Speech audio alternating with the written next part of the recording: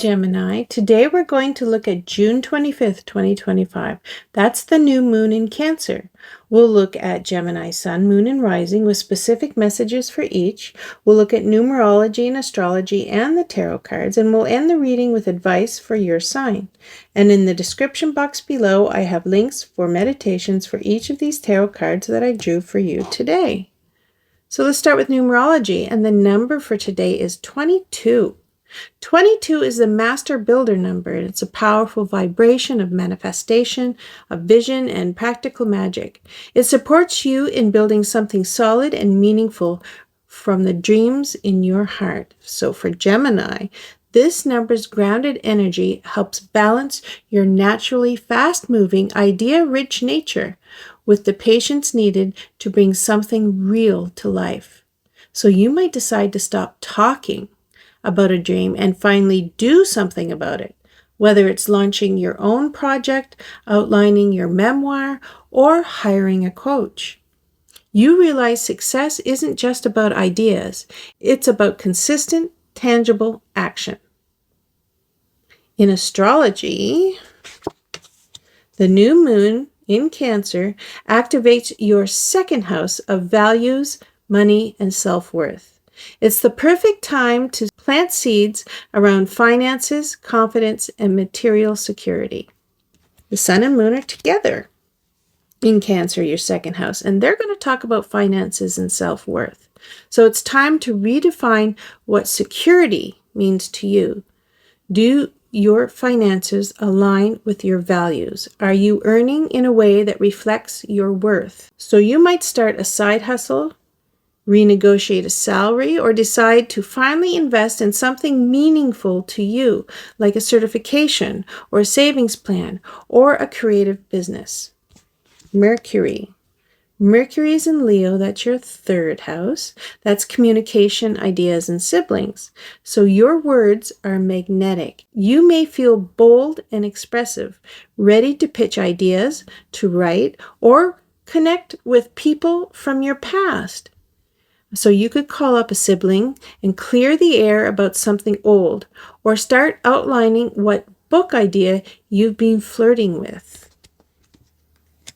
Venus is in Leo, also your third house. And that's going to talk about affectionate communication. So heartfelt conversations and creative expressions flow easily. So expect compliments, flirtation, or deep talks with those close to you.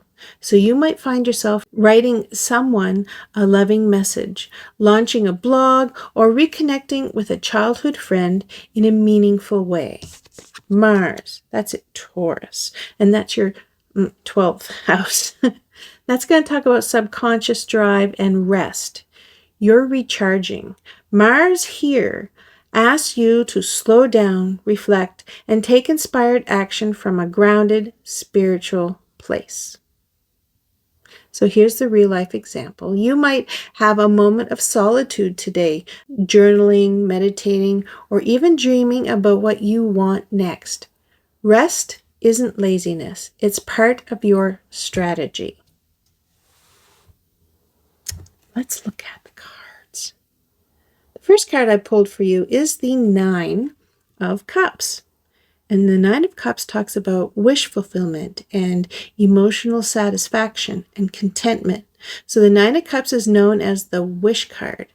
It's a sign that something you've wanted, whether emotionally or materially, may be within reach. However, it also asks, will it truly satisfy you?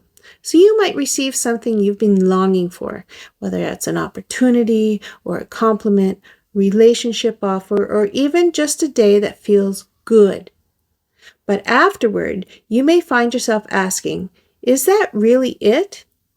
This card reminds you to align your outer desires with your inner truth. So here's the advice. Celebrate the wins, but also reflect on what truly fulfills you. Sometimes what we thought we really wanted reveals deeper longings underneath. Then we have the Queen of Pentacles. She talks about stability and self-worth and grounded abundance. So the Queen of Pentacles brings nurturing energy, stability, and a focus on home, finances, and well-being. She's abundant because she's wise with her energy and resources. So you may feel a strong desire to take care of your space, your finances, or your body.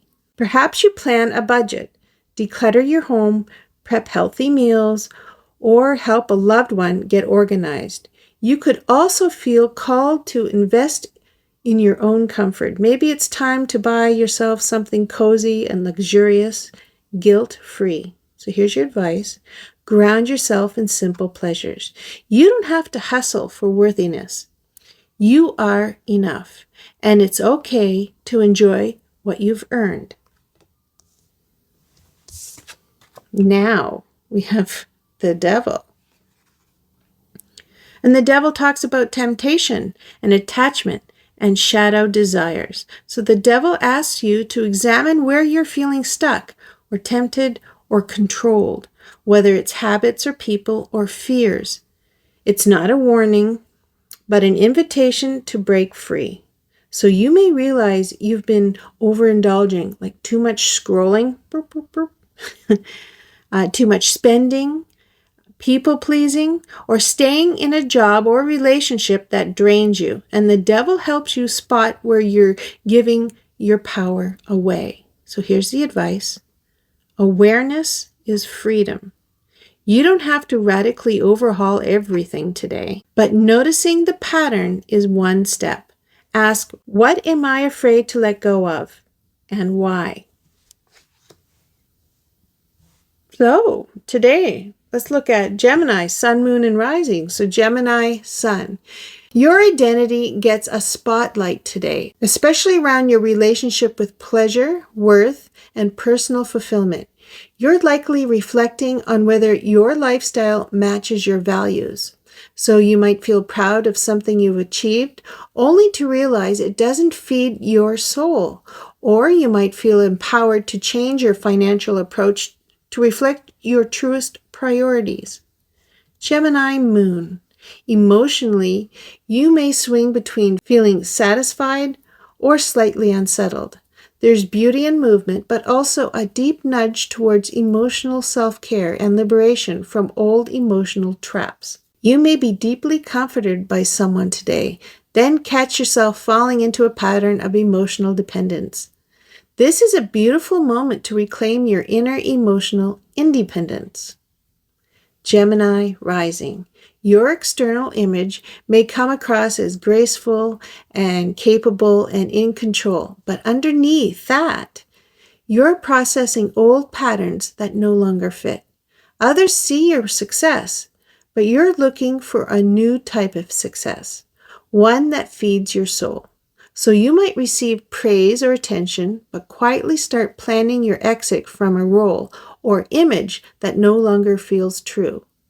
You're ready to evolve, even if you're not shouting it out from the rooftops yet. So here's a summary of what this day means to Gemini.